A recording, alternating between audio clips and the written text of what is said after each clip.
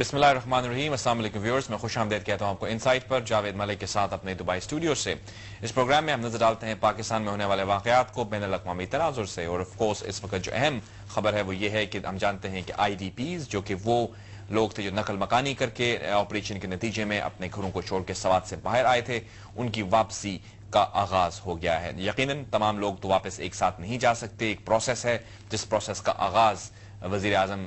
کے اعلان کے بعد شروع ہوا، اور بہت ہی خوش آئند بات ہے الحمدللہ کہ سوات کے چند علاقوں کو جو ہے وہ مسکرینٹ سے پاک کر دیا گیا ہے۔ اب امید یہ کی جا رہی ہے، اور جو ایکسپیکٹیشنز بھی ہیں، اور اس کے ساتھ ساتھ ہم یہ سمجھتے ہیں کہ ضرورت بھی ہے کہ وہاں ایسے مواقع فراہم کیے جائیں، نہ صرف تعلیم کے بلکہ روزگار کے بھی، اور اس کے ساتھ ساتھ لائیولیہڈ کے ان لوگوں کے لیے، تاکہ وہ پازیٹیو انداز میں اپنی زندگی گزار سکیں، نہ صرف ان کو ایک ڈسپونڈنسی کا شکار ہو جائیں۔ اور ڈسپونڈنسی آپ جانتے ہیں جب ہوتی ہے تو سوسائٹیز ٹرن ہو جاتی ہیں ٹورڈز ایکسٹریمزم۔ تو ہمیں یقین ہے کہ حکومت کو اس چیز کا ادراک ہوگا، اور اولین ترجیح اس وقت حکومت کی یہ ہونی چاہیے کہ وہ جو لوگ واپس جا رہے ہیں ان کے لیے وہاں پر اپرچونٹیز جو ہیں ان کی فراہمی یقینی بنائی جائے۔ اس کے ساتھ ساتھ جو دوسری چیز اہمیت کی حامل ہے، ہم جانتے ہیں کہ منموہن سنگھ صاحب وزیر اعظم ہندوستان کی ملاقات ہوگی پرائم منسٹر گیلانی سے شرم الشیخ میں، جہاں پہ وہ تشریف لے کر گئے ہیں نام سمٹ کو میں پارٹیسپیٹ کرنے کے لیے۔ یقیناً اس ملاقات میں اور بھی ملاقاتیں ہو رہی ہیں وہاں پہ، کیونکہ ایک سمٹ ہے، وہاں پہ بہت سارے ممالک کے لیڈران موجود ہوں گے، لیکن جو توجہ ہے، جو فوکس ہے تمام ہمارے خصوصاً پاکستان کا، وہ اس ملاقات پہ ہے جو کہ منموہن سنگھ سے ہوگی۔ اور ہم یہ بھی جانتے ہیں کہ ماسکو میں جب منموہن سنگھ صاحب کی ملاقات پریزیڈنٹ زرداری سے ہوئی تھی تو وہاں پر انہوں نے ایک لمیٹڈ مینڈیٹ کا اظہار کچھ یوں کیا تھا کہ I am here only to talk about terrorism. کیا یہ جو ملاقات شرم الشیخ میں ہوگی؟ اس سے پہلے ہم جانتے ہیں کہ آفیشیل لیول پر بھی کچھ انٹریکشنز ہوئی ہیں، اور وہ کمپوزٹ ڈائلاگ پروسیس جو کہ ممبئی انسیڈنٹس کے بعد رک گیا تھا یا سٹال ہو رہا تھا، وہ ریزیوم کیا جائے گا۔ ہندوستان کی طرف سے ہم یہ جانتے ہیں کہ ایک طرح سے ڈیڈ لاک رہا ہے، لیکن پاکستان کے اندر بھی اور مبصرین جو انڈیپینڈنٹلی آبزرو کرتے ہیں صورتحال کو، وہ یہ کہتے ہیں کہ جو ٹربل پاکستان کے نارتھ ویسٹ پروونس میں ہوئی ہے، اس میں بھی کچھ ایسے شواہد ملے ہیں جس میں انوالومنٹ نظر آتی ہے ہندوستان یا اس سے منسلک کچھ ایجنسیوں کی، کہ پاکستان میں ڈی سٹیبلائزیشن کی طرف وہ توجہ دے رہے ہیں۔ اور اس کے علاوہ اگر ہم بین الاقوامی پریس کا مطالعہ کریں، خصوصاً کچھ ایسے امپورٹنٹ امریکن اور ایشین پبلیکیشن جس میں بالکل واضح انداز میں یہ کہا گیا ہے کہ پاکستان کے خلاف اقدامات افغانستان کے ذریعے پاکستان میں ہو رہے ہیں، جس میں مختلف ممالک کے ساتھ ساتھ ہندوستان کا نام بھی آتا ہے، تو یہ جو ملاقات ہوگی، کیا اس میں یہ تمام چیزیں زیر بحث لائی جا سکیں گی، یا کیا ہمارا فوکس جو ہوگا وہ ریزمپشن آف ڈائلاگ کی طرف ہوگا؟ اور آف کورس کشمیر ایک اہم ایشو ہے جس پر ہمیشہ ہی ہم بات کرتے ہیں، لیکن ابھی تک کچھ ریزولوشن کی طرف ہم پروگریس نہیں کر پائے۔ ایک خوش آئند پہلو اس میں یہ ہے کہ وزیر اعظم صاحب کیونکہ ایک ریپرزینٹ کرتے ہیں ایک جمہوری حکومت کو، تو ایک چیز ان کی جو اچھی لگی، اور جہاں پہ کوئی چیز اچھی ہو تو اس کو اپریشیٹ بھی کرنا چاہیے، کہ انہوں نے مشاورت کی۔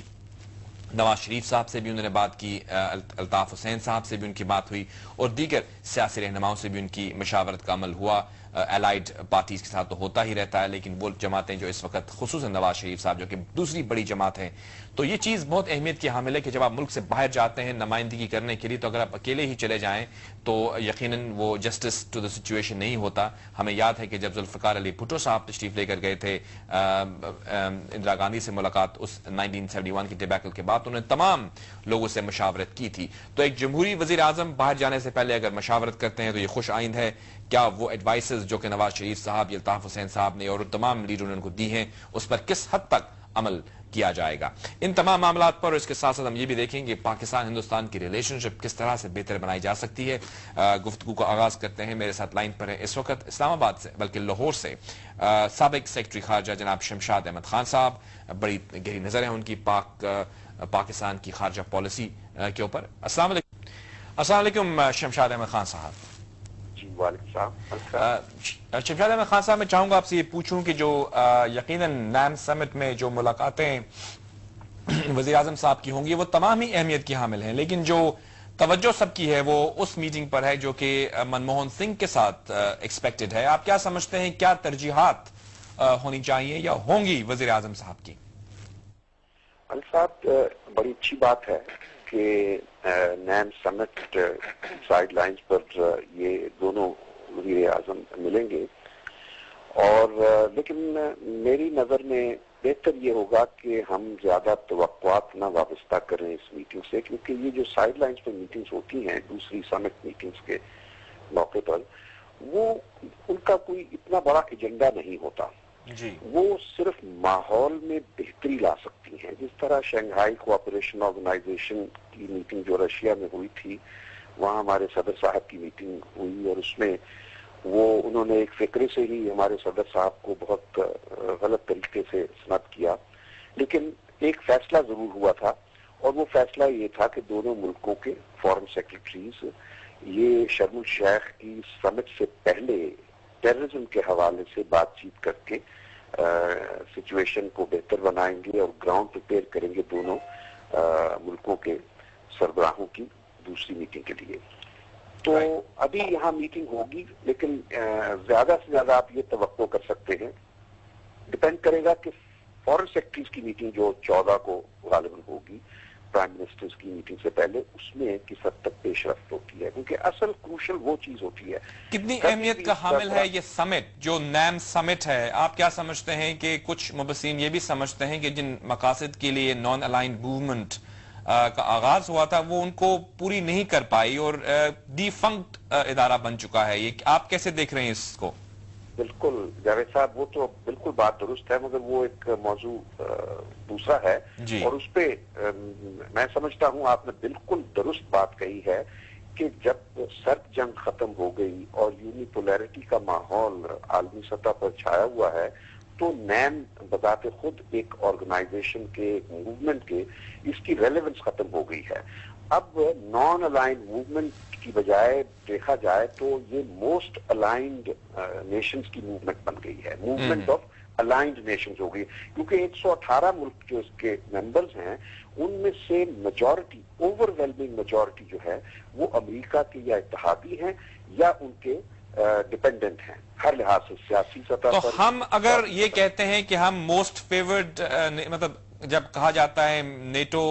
کے حوالے سے نان نیٹو ایلائی بھی ہیں، فرینڈز آف پاکستان، اور اس کے ساتھ ساتھ ہم جو ہے امریکہ کے ساتھ ہماری جو ریلیشن شپ ہے وہ بالکل واضح ہے، تو کیا یہ کہا جا سکتا ہے کہ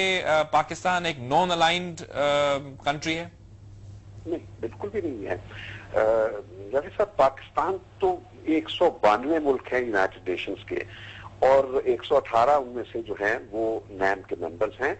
ہماری تو پوزیشن بالکل سنگولر ہے، ہم تو اتحادی چھوڑیے، ہم تو بالکل ایک وہ بنے ہوئے ہیں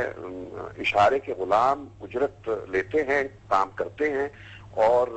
ہماری پوزیشن جتنی ان انویبل ہے دنیا میں اور کسی ملک کی نہیں ہے.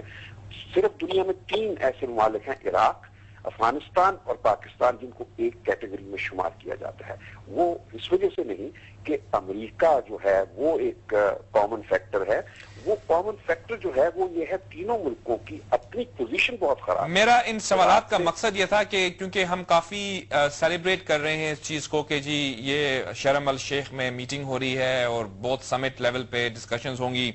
تو میں نے کہا پہلے ہم یہ دیکھ لیں کہ یہ جو ادارہ ہے یہ کتنا ریلیونٹ ہے آج کے زمانے میں. اور جس طرح آپ نے کہا کہ جہاں یونی پولر ورلڈ بن چکی ہے، یہ تو اس زمانے میں کولڈ وار میں اس کی کوئی ریلیونس ہو بھی سکتی تھی کہ کون الائنڈ ہے کون الائنڈ نہیں، ابھی تو دنیا میں ایک ہی سپر پاور ہے. دوسرا سوال میرا آپ سے یہ ہوگا کہ ہم جب پاکستان اور ہندوستان کی ریلیشنز پر بات کرتے ہیں تو کسی حد تک یہ نظر آتا ہے کہ ہندوستان اتنی وہ انتھوزیازم نہیں دکھا رہا کہ یہ ڈائیلاگ پروسیس جو ہے وہ سٹارٹ ہو. ہمارے ہاں انتھوزیازم کچھ زیادہ نظر آتا ہے، اور یقیناً جو پیس کے لیے انیشیٹیوز ان کو سپورٹ بھی کرنا چاہیے، dialogue is always encouraged. Hindustan وہ انتھوزیازم کیوں نہیں دکھاتا آپ کے خیال میں؟ دیکھیے جاوید صاحب، ایسا ہے کہ اس وقت انڈیا کی پوزیشن مضبوط ہے، علاقائی طور پر بھی اور بائیلیٹرلی بھی، اور دوسری بات یہ ہے کہ ہماری اپنی پوزیشن جو ہے وہ بہت کمزور ہے. ہم تو اتنا یعنی اندر سے کمزور ہو گئے ہیں، کھوکھلے ہو گئے ہیں کہ ہر ملک ہمیں دباؤ میں لانے کی کوشش کر رہا ہے. بہر ایک چیز طے ہے جاوید صاحب،